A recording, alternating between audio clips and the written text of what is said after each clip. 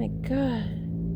Bro, what up, man? How you doing? All good. Thank you. Man, the honor and the pleasure and the privilege is mine. I got to preface with this, because what they don't know is that we don't actually have a relationship, a long-standing relationship. I know you watched the sports show, but then I got a text less than a week ago from you. You were like, hey, let me know when you got 5 minutes. I call you, and you said, I wanted to talk. Why you want to be here today? Figuring I can help, hoping I can help anyone else out there who's dealing with any mental health problems. I just, like you said earlier, about being vulnerable. But to me, I look at it by being brave and stepping up. When did you check the temperature of yourself? When did you realize, you know what? I might have some mental health issues that I have to work through. Oh, I realized. When would you say they started? 13, 14? Young, yeah, as a kid, around 10.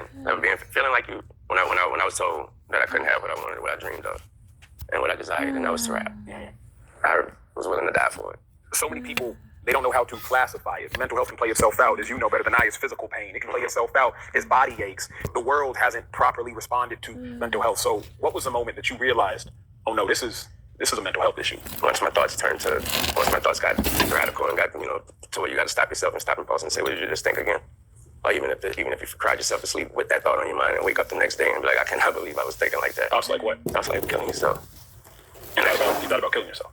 But actually, when I was 12 years old, school year was kind of ending. So what the school was doing was they was giving us half days on the Thursday and the Friday. It may have been on Wednesday as well, but what I would do was just tell my mom that I only had half a day on one of those days. So therefore I stayed out the rest of the whole day, just like it was a full day. She found out. And so when I got home, on that thing, it was that Friday, whatever, got home, got a phone call from my aunt, was like, she found out, boy, you about to get your ass kicked, and all that rapping and all that, she about to take that rap photo, she about to throw that shit away, and I was like, wow, so all that had built up to me. So that was a build up. I just listened to my aunt, like, hey, she was, she was, boy, you about to get your ass, when she get home, your mama takes, so she actually said she was like, she's taking off, hung up the phone, thoughts everywhere, thoughts everywhere. Main thought was, I'm gonna show you. Main thought was, I'm gonna show you. What were you gonna show her? So I picked up the phone, I called the police. Yes, I knew where she kept her gun, and it was in her bedroom. And so I went in the bedroom, grabbed the gun. I already made the phone call, looked in the mirror, did like that. So of course, it was like, I got a little too scared. That was my head, like, no. But then I said, fuck it. Biggie was on. I'm looking in the mirror, so you could look through the mirror, and the television was behind me. So I was watching the video through the mirror. One More Chance was on, and I think Biggie was already gone or something. So I was just looking, and I was like, you know what? Start thinking I had to get myself mad and notice I didn't have to. That's what scared me. How I know I had mental health problems was I pulled the trigger. You actually pulled the trigger? Yeah, I pulled the trigger. Where'd you shoot? In my chest. Didn't feel a thing from my heart. I didn't feel a thing though, so I wasn't going through any pain. It was a shock. I woke up to the police knocking, and that's what woke me up. Mind you, the ceilings and the walls were white like this. So when your arm on my back, when you're looking up, my eyes probably open the whole time. I didn't know if I had to click and click. As a kid, all you remember is you see when you die, you're gonna see the white, and you're gonna have white. I thought that was the white the last one I got I did. And so then that's when that knocking woke me up out of that. The knocking, they kept up, but then they stopped. And once they stopped knocking, I said, okay, they must have left. It took too long. It took too long for it meaning that death. It took too long. I was still just laying there. I didn't feel a thing. I said, shit, I said, I'm here for a reason. Had on like my little school shirt, so therefore it was cotton. We had wood floors. So I'm saying that to say because of the blood was pouring out of my chest so much that it made it easy for me to slide with my shirt in the wood across the floor. I made it all the way there. Only energy I had left was to kick the door, and I start hearing them go crazy, like someone's in there. So when they start knocking the door though, I'm right under the door. I'm like, well, shit, they're gonna kill me with the door. And so when they knocked the door, that's when I found out, my first time I found out what off the hinges is, but they knocked it off the hinges. Through a car accident, hiring an attorney isn't just about avoiding problems. It's about getting more. 1. More compensation. People with an attorney typically receive a $77,600 settlement, compared to just $17,600 without legal help. That's a potential $60,000 difference. Money you could use for your medical bills, recovery, and your future. 2. More opportunities. Only 51% of accident victims get compensated when they try and handle their case on their own, compared to 91% with an attorney. 3. More support. An experienced attorney can guide your case, helping with insurance. With off the hinges is, but they knocked it off the hinges. And so when they picked it up, they saw me. They, as in the cops, they saw me just jump clean over me and went through the house talking about, I found the drugs, I found the gun, I found it. And so I'm doing all that. And so it took a guy named Uncle Bob. And he ran up there. When he got to the top of the steps and saw me there, he refused to even step over me. Went over and yelled, like, I got the drugs. And so he went crazy. He was like, I don't give a fuck about no drugs. He's like, do you not see the baby on the ground? And funny as I was spitting all in his face, blood, everything. All I was trying to tell him, I'm not a baby. The kids, did you not see the fucking baby on the ground with this hole in his chest? He's screaming at him, and it was like, I guess I didn't know he was. So he must have been a sheriff, boss, because they all came out of the rooms like, oh, sorry, boss. We called the ambulance. He's like, I don't give a fuck. You like, so he called like one of them names, last name. Your car now. Pick me up, bought me, and just kept telling me some shit like, you're not gonna die on me, you're not gonna die on me the whole time. The whole time, I am trying to tell him I had a baby. That's what I told him for 30 minutes straight. And so he got me to the hospital. He brought me there. He never even checked me. He just left me, made sure I was good. I met him years later. But he was like, I just wanted to say, I'm happy to see that I saved a life that mattered. What would you say kept you alive that day, in that moment? God, plain and simple. Plain and simple. Break this down for me, because I've never and I couldn't walk a step, let alone a mile in your shoes. Why did you feel the need to be so extreme? For those that are battling mental health issues, it appears that you trying to take your life was really just a cry for help. Mm-hmm. Could you not use your words? Were you tired of using your words? Were your words not gonna get the point across? Words weren't even be able to be said or able to be spoken. You don't. My mom, the way she was then, you don't speak in that lady. You don't speak about. You don't tell her your opinion. What I wish. I'm from one of them families where your mama would kick ass and straight up, and you don't talk back, and you feel what I feel. And none of that didn't go. Yeah, and also I had no father. My father wasn't around, so my mom definitely felt that she had to wear the pants, and she had to be a dad and a mom, so she was a little extra on everything. She had to just to make sure she got up on the cross and make sure I ain't try to run over her. And so again, words only. That was again the loneliness. So when you have no one to vent to, no one to get this out to, you can't bring it to your friends at school. You're still trying to be cool to them. You're not trying to let them know that I got something going on at home. So what I never said was, so the mom that I knew before that day on my life and everyone's life in here have never met or seen or heard that lady again in my life. So I didn't die that day, but somebody was gone from, she's never been that way. So as far as the parents out there, obviously that was an eye-opener for her. And what she decided to do was, I let my flower grow. Got you. So that incident changed everything. Changed life for her, I, and our whole family. Man, well, I appreciate your vulnerability, bro. I appreciate the bravery. I appreciate the transparency. I appreciate the honesty, because I can't imagine how hard that must have been. Let's transition down the timeline of your life, because that was 12. Mm-hmm. By 18, 19, 20, 21, you were now a mega star. That's when your boy fell in love with your work. Appreciate that. As you got more popular, as you got more loved, did the mental health issues go away? They didn't go away, but they came in a different. Obviously they come in a different way because of the maturity. So of course they're gonna hit different. They're gonna actually hit harder. How so? Because what can truly hit harder than an individual wanting to take their life? That thought never came. Other than that, man, just being alone all the time.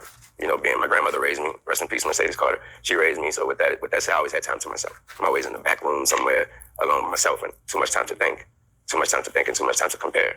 How could you be that popular but still feel alone? When I say alone, I mean, again, when those doors close. When the lights cut after the thank you, you got the homies, then you get to the bus, and then you find y'all boys good, whatever, and then the doors close. And there's nobody that, no one, no you. And then again, you create these things, and here again, it's mental health. Because none of these perspectives, or none of these opinions, or decisions, or things you're thinking, or thoughts may be true at all. It's what you're creating here because of the situation. And again, so you start to think, well, do anyone actually care? Will it matter when it's all over? Will I matter? And that's always the question. Well, will you matter when it's all over? Will you matter? Not the things you've done, the things you've done for everyone else, but will you actually matter to them? Or most of all to you. Introducing Community Boost from Homes.com.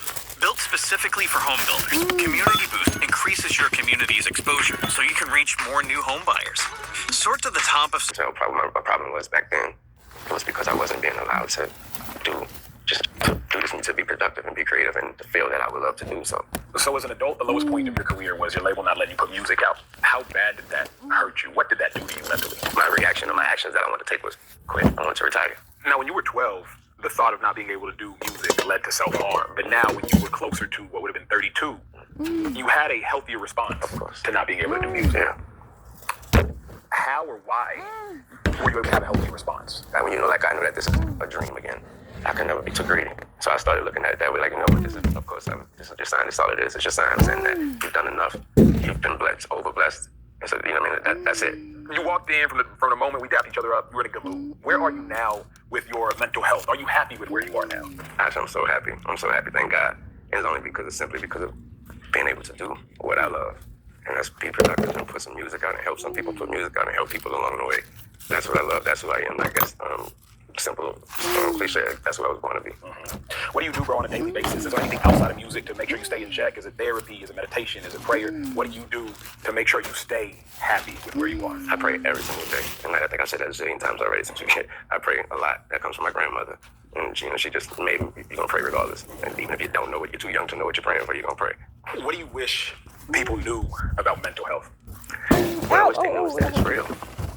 That is real, and there is no bar to measure how real. It's real, and so it's so real that if someone even have the gut Your dog to stop pulling on the leash like Miss Luna here and get it to stop right now. We're gonna Civil procedure are the standards that the courts follow when they're adjudicating civil lawsuits. The rules discover or determine how a case is supposed to be commenced, what kind of service of process you're going to have, for example, what types of pleadings or statements are going to be acceptable in a case, what types of depositions or discovery is going to be part of the case, how the trial is going to work, how appeals work,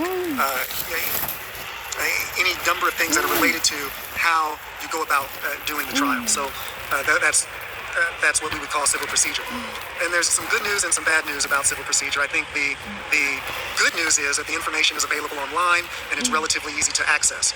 The bad news is that the information can take a lot of time to read, and sometimes that can be a challenge if you're a person that is kind of stressed for time. So, but if you're going to represent yourself, then you've got to have a full grasp of the rules of civil procedure. I'd say the second thing that you've got to fully be able to understand and grasp is the rules of evidence. So the rules of evidence are the rules by which a court determines what evidence is going to be admissible at trial. In federal courts, those rules of evidence are usually governed by the federal rules of evidence. But I'm just trying to slide out as I talk to you and see if I can get into an area that's got a little less lighting. So forgive me if I'm kind of moving around a little bit. But the federal rules of evidence govern what rules of evidence will apply in a federal court. But in a state court, the rules of evidence are usually determined by your state legislature. And you got to understand those rules of evidence because once you understand the rules of evidence, then you can use those rules to get your evidence in so that you can tell your story with evidence that the court will listen to. Or once you understand the rules of evidence, you can use the rules of evidence to keep your opponent's evidence out. And sometimes it's just as important to keep. If this information is helpful to you, then be sure to subscribe. Be sure to hit the like button. If you have questions, then leave a question in the comments. I tend to respond to questions as often as I can. We can get a good dialogue going, and maybe I can be of some assistance to you. Take care. Let's get ready for the California real estate exam with 100 questions covering state-specific laws, principles, and practices you'll need to know. And don't miss what's happening in the bottom corner. It could be key to your exam prep. We'll tell you how in a minute. Now, let's get started. Let's start with a review of some California real estate laws and regulations. Overview of California real estate statutes. What is the primary purpose of the California real estate law? Is it A, to protect consumers by regulating real estate professionals? B, to increase real estate prices? C, to provide tax benefits to real estate agents? Or D, to limit the number of real estate transactions? The answer is A, to protect consumers by regulating real estate professionals. The California real estate law aims to protect consumers by regulating the licensing and conduct of real estate professionals. It establishes standards and procedures for real estate transactions to ensure fairness and transparency. Which entity is responsible for enforcing real estate laws in California? Is it A, California State Bar? B, California Department of Real Estate? C, California Department of Finance? Or D, California Real Estate Board? The answer is B, California Department of Real Estate. The California Department of Real Estate is responsible for enforcing real estate laws. It oversees licensing, investigates complaints, and ensures compliance with state statutes.